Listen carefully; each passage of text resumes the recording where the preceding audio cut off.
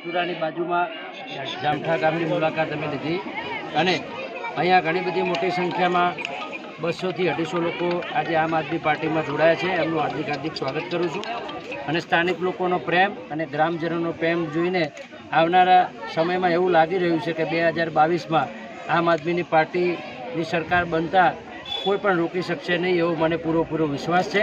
અને આજનો યુવાન જાગૃત છે, આજની પ્રજા જાગૃત થઈ ગઈ છે.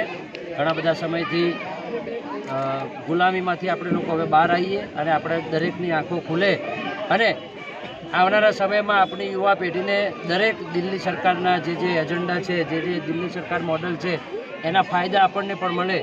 એક્ઝામ્પલ તરીકે વીજળી ફ્રી મળવું જોઈએ, પાણી ફ્રી મળવું જોઈએ, હોસ્પિટલની સેવા ફ્રી મળવી જોઈએ, સ્કૂલોની સેવા ફ્રી મળવી જોઈએ. મોંઘવારી વધી રહી છે, ડીઝલના અને પેટ્રોલના ભાવ આસમાને જઈ રહ્યા છે, પછી ગેસના ભાવ આસમાને જઈ રહ્યા છે.